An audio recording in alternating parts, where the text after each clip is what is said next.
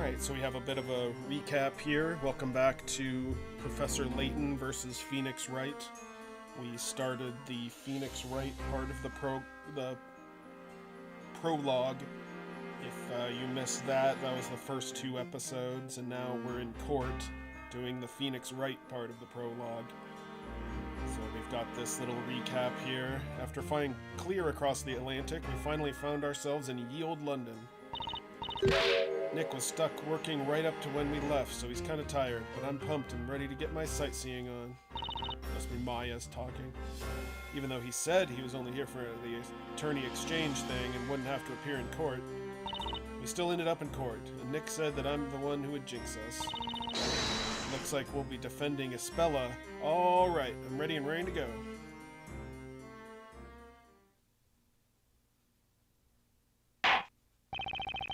Now that that's settled, Prosecutor Flinch, please briefly outline the case for the court.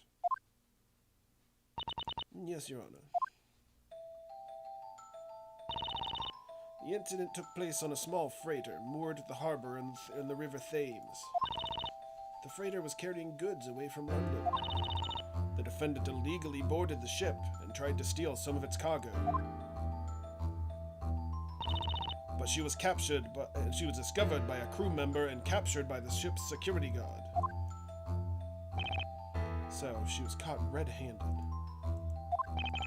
And she violently resisted when found by the crew member? Violently resisted? Indeed. She picked up a steel pipe and hit the crew member on the head. Sounds pretty vicious. So that's the assault she's accused of. And what did the defendant attempt to steal from the freighter? A stuffed toy, Your Honor. It's the Metropolitan Police mascot, PC Badger. Oh, Nick, I want one. I see that mascot made a career for itself in England. Who would have thought? Must be a reference to an older Phoenix Wright game. I think we have a clear picture of the incident now. The prosecution may begin. Prosecution calls its first witness. Please bring him in. There's something fishy about this whole trial. And there's something even fishier about my client. There isn't an ounce of expression on her face.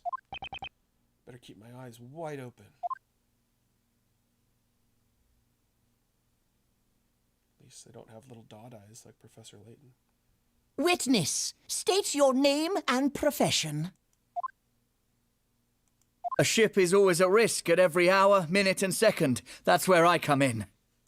I am a peacekeeper, the one and only guardian to an otherwise defenseless ship. Whoa. The name Smiles. Johnny Smiles, Security Guard Supreme. Johnny Smiles.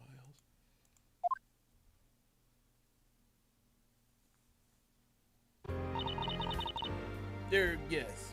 According to the police report, the witness was patrolling the freighter on the night of the crime. Yeah, I was. Patrolling the freighter. With my chocolate. And my expertly trained eyes leave nothing unseen. I'll go blind if you keep smiling like that. Very well, Mr. Smiles. We'd like to hear your testimony.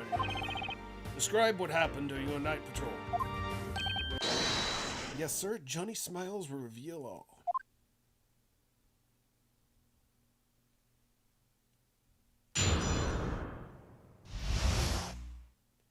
Patrolling on the night of the crime. That night, I went on patrol as usual. ZZZO.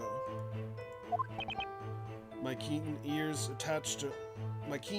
latched onto some suspicious noises coming from the cargo hold.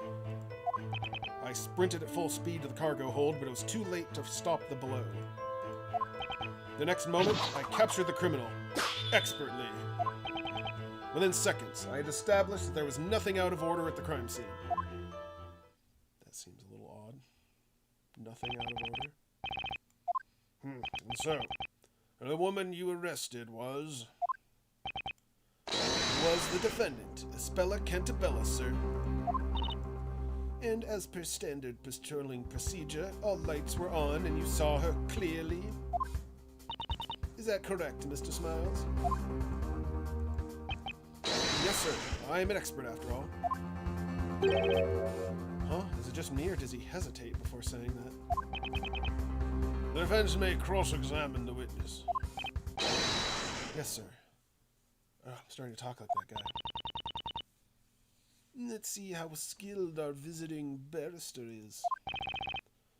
Yes. By the way, Mr. Wright. Yes, Your Honor? Our cross-examination procedure should be the same as everywhere else. But just in case, would you like to have it explained to you? I don't think so. I've done this before.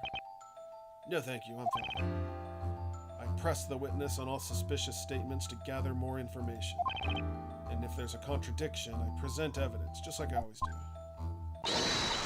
That's it in a nutshell. The defense may now cross-examine the witness.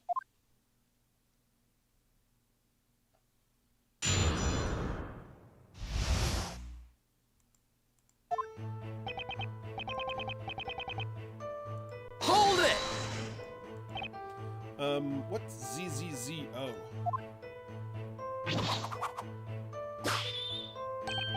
Oh, that's right. It's not something you'd know, not being a security professional.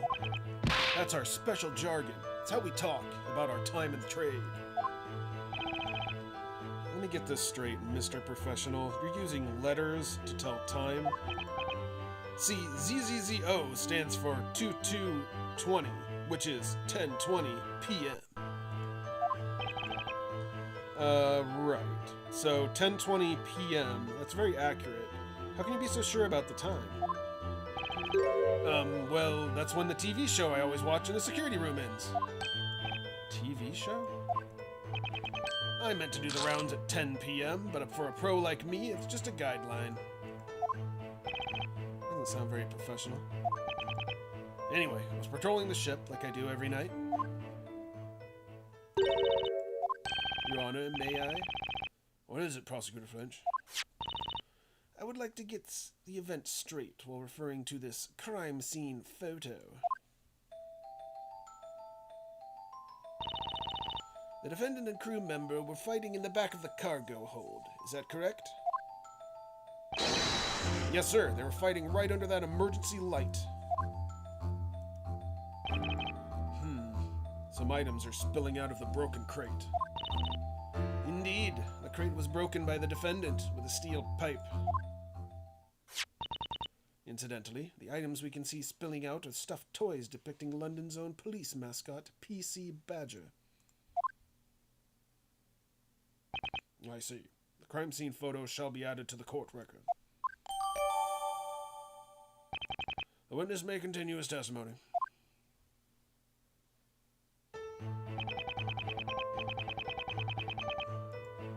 Hold it! And when you heard these noises, you immediately found them suspicious? That's right, an expert of my caliber can always tell when a noise is suspicious. When my smiley sense starts tingling, it means there's a crime taking place. So, can you tell us more about the noises you heard? It was... that's right, the sound of two women fighting. Naturally, I spring into action. And I arrived at the crime scene in a blink of an eye. In other words, you went to the cargo hold because you heard strange noises, is that correct? Yes, that's about it. Back to where I started.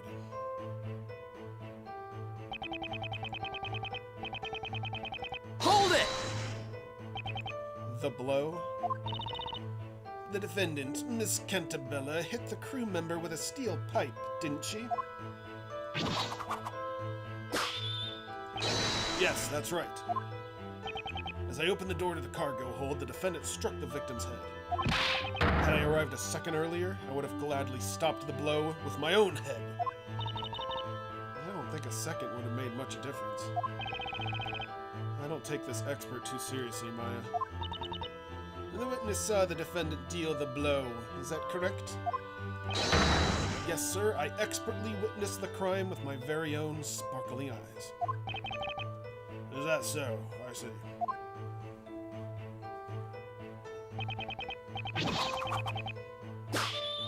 Hold it!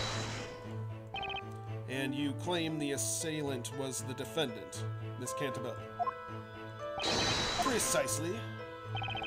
Naturally, she abandoned all hope, seeing a security pro like myself join the scene. She dropped the steel pipe she was holding on the floor with a clank. I see. That's what a guilty person would do in that situation. Exactly, Your Honor. There's no need to continue this cross-examination.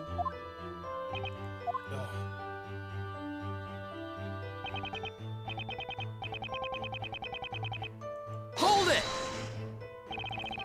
Are you sure you didn't notice anything unusual about the cargo hold? Not a thing.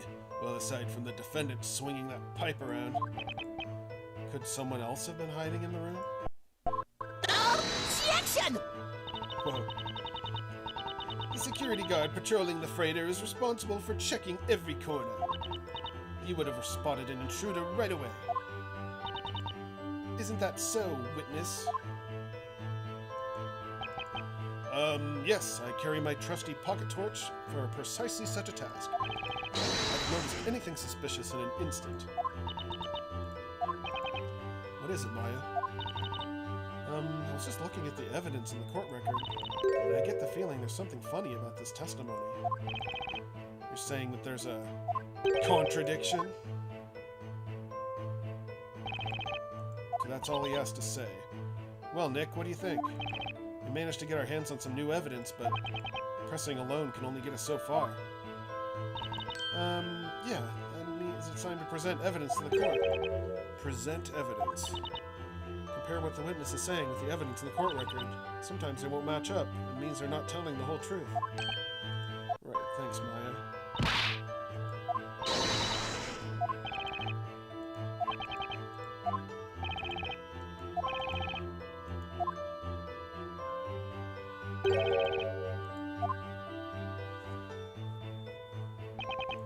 Wasn't there a statement about seeing her?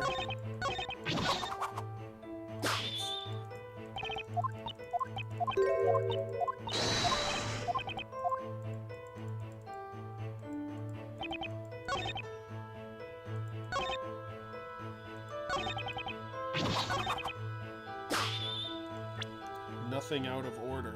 This picture kind of, Objection! disproves that. You're saying there was nothing out of order in the cargo hold. Well, that's a bit funny. Huh? The point is, one of the crates in the cargo hold appears to have been tampered with. Objection! Ah, that. The defendant must have smashed it with the pipe.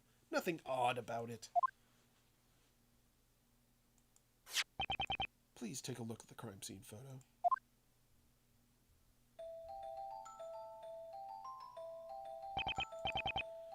There's this broken crate where the fight took place, but also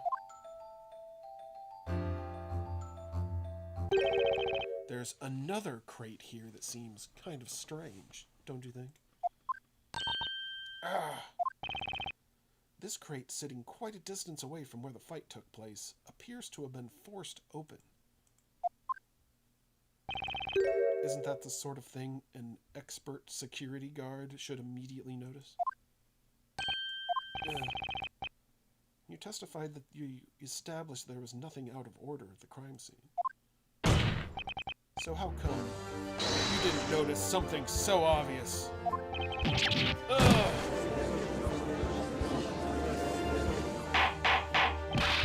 Order, order! That's certainly a serious oversight.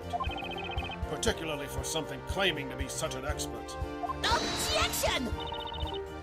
Whether the witness is an expert or not, there's no relevance to this case. What matters is that he saw the defendant hit the victim with a steel pipe. Hold it! What you just said, I'm afraid I can't let that slide. Excuse me? I am an expert guard. Focused, thorough, precise. A true professional.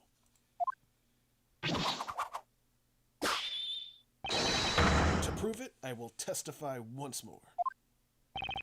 You're all dying to know why I ignored that one crate, huh? What? Very well. The witness shall continue his testimony. What excuse do you think he'll come up with, Nick? Who knows? I've got a bad feeling about this, though. What did he actually see?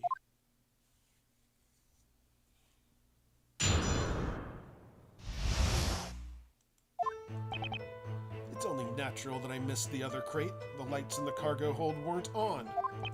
But of course, I had this. A guard's best friend is his trusty pocket torch.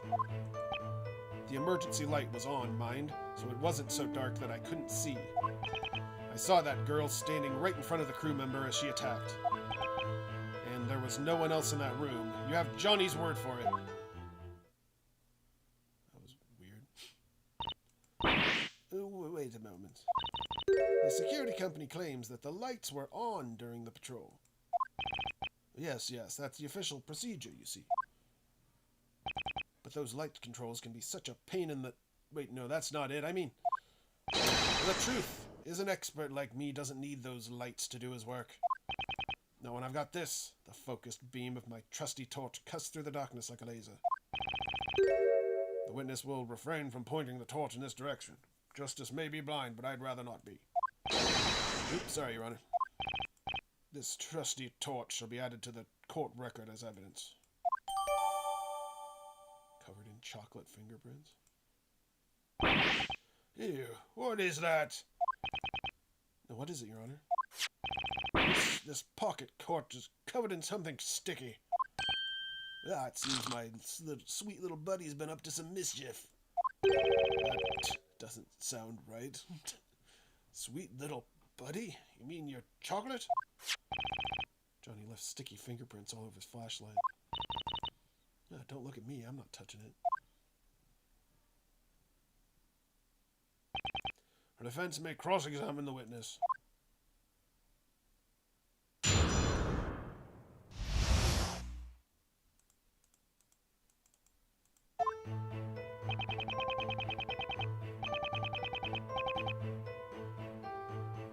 Hold it! According to the rules, the lights have to be on. Is that right? Don't spread the news, but between you and me, I'm not very good with the light controls on the ship. Even a security expert like me has their flaws, you know? So he just neglected his duty. Didn't you say before that you're a focused, thorough, and precise, true professional? Yes, that's true, of course. Always focused, thorough, and precise, except when I'm cutting the odd corner. I aim to be a well-balanced professional, you know. Yes. Even Flinch looks unsure of how to handle this guy.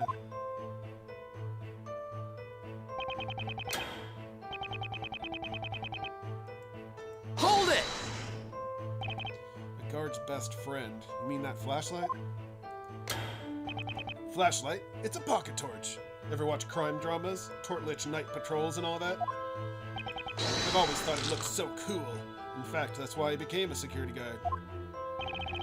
Really, that's a unique reason. By the way, what about the chocolate smudges on your flashlight and torch? A well-prepared guard has a torch in his right hand and a chocolate bar in the left. It's like an emergency ration. I'm so hot on security issues that it tends to melt. So the flashlight is covered in fingerprints from a sticky right hand.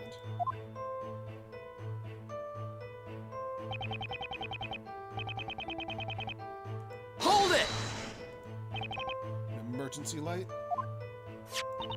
The defendant and the crew member fought under the emergency light.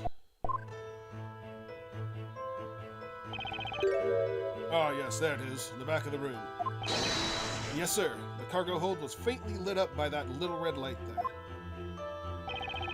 But the regular lights are on in this picture.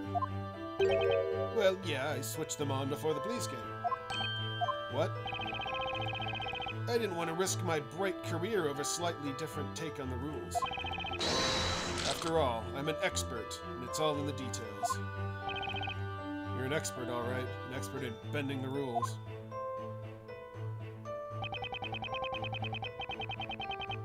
Hold it! And you saw that clearly? Yes, I got there, opened the door, and then bam, that's when it happened. I felt it in my shades. They spoke to me. Johnny, you're looking at a crime here. Huh? Well, wait a second. You were wearing sunglasses? Yeah! What's a security guard without a pair of shades? These babies are a part of me. No witness. You were patrolling with a freighter with sunglasses on? Of course I was. Whatever I do it with style. It's a bit of a vanity crime. Don't you wear your specs for the same reason? Vanity? I wear them because I'm short-sighted, I'll have you know. You got that right, Flinch. So, Johnny had sunglasses on in a dimly lit room. Do you think he actually managed to see anything? Nick, check the court record. There might be a contradiction in Johnny's testimony. Witness, continue your testimony.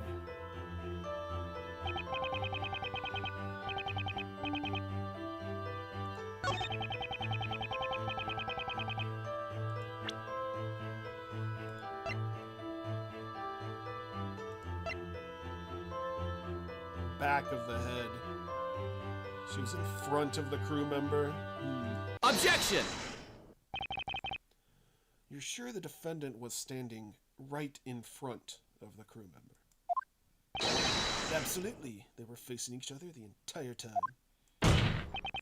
Well, that's weird because it clearly contradicts this evidence. Ooh, what do you mean? According to the victim's medical report, the blow was dealt to the back of the head. The back of the head? Do you understand now? They were facing each other. There's no way the victim could have been hit from behind. Yes, sir.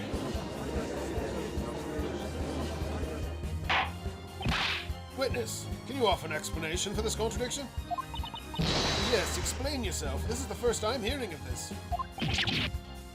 Yes, sir, it's strange, isn't it? I'm totally sure they were fighting face to face.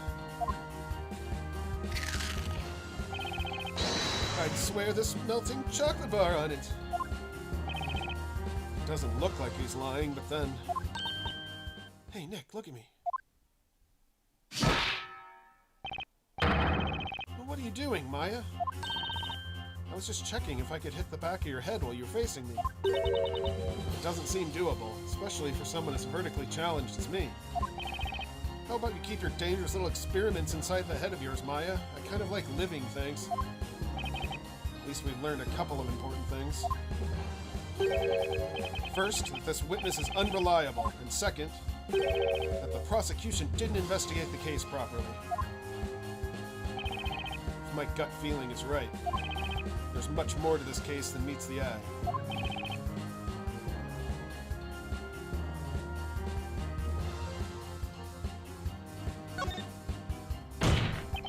Your Honor, the offense asserts once more that the defendant, Espella Cantabella, is innocent. What? This is foolishness.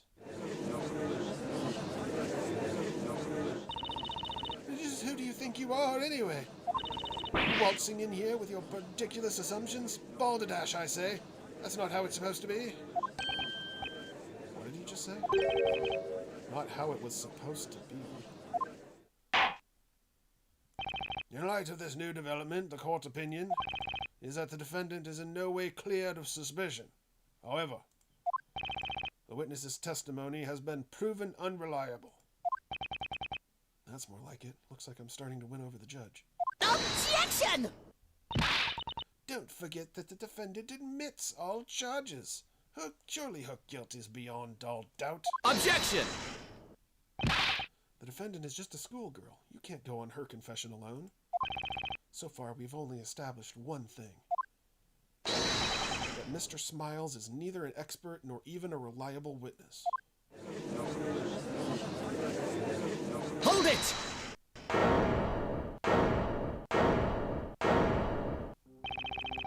In my long 6-month career as a security guard, never has my professionalism and expertise been questioned. Isn't 6 months barely past the probation period? You're saying Goldilocks there is innocent. In other words, that she didn't assault anyone. And that she didn't steal this toy. Is that so, Mr. Lawyer? Yes, at least. We have yet to see any proof that she tried to steal it.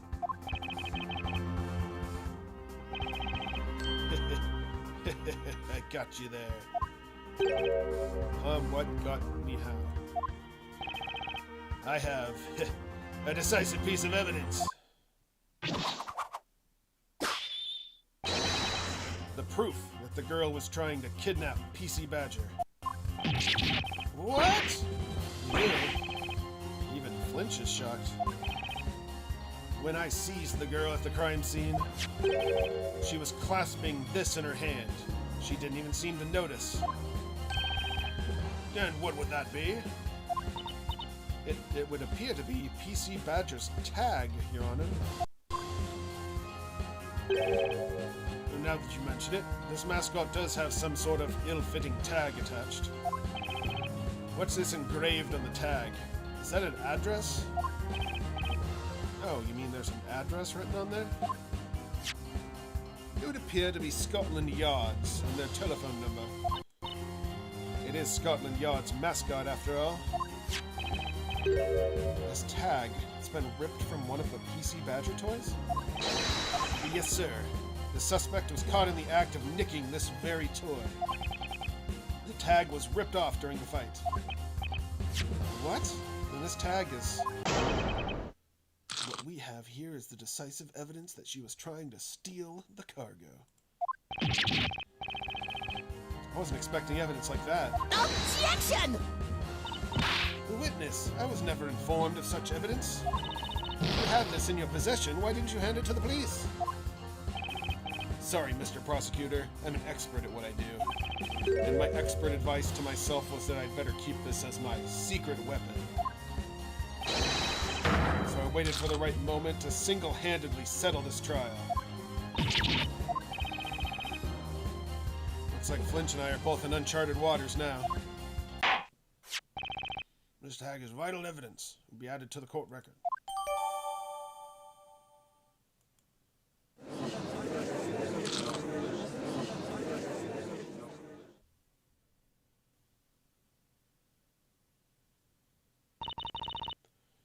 Defense. Mr. Wright, was it? Yes, Prosecutor Flinch? Your appearance in this court was a very hastily decided affair. That's true. The call from the Attorneys Association came out of nowhere. Perhaps, in all the confusion, the request from your client escaped your attention. Were you not instructed to accept the sentence proposed by the prosecution? Come to think of it, Miss Darklaw did say something about that before the trial. She's pleaded guilty. There's not much you need to do. I suggest you accept the punishment proposed by the prosecution. See, it's a suggestion, not an order. And that's what you were asked to do. You have convinced us all of your skill. Why not simply admit the defendant is guilty and call it a day? What do you say to that, Mr. Wright? Depending on your stance in this matter, the court may now pass the verdict.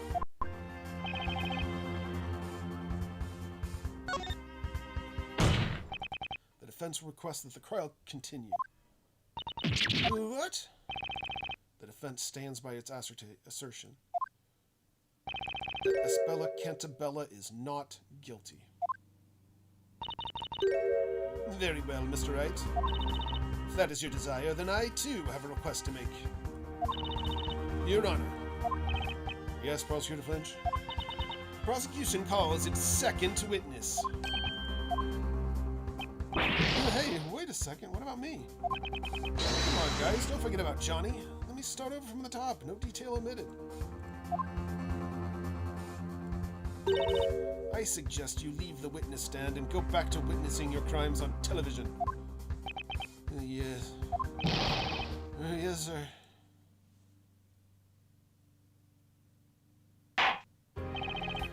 I believe a break is in order. The court will now adjourn for a 15-minute break. Miss Flinch, prepare your witness. Is that understood? Yes, Your Honor. Defense has no objections. Looks like Flinch finally got serious about this case. And that means the real game starts now.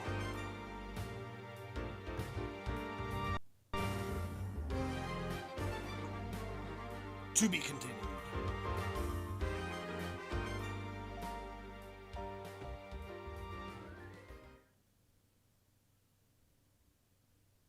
Alright, since they're going on recess, I'll go ahead and take a recess now for this game. And we will come back on Sunday for more of this. Tomorrow we have more Broken Sword.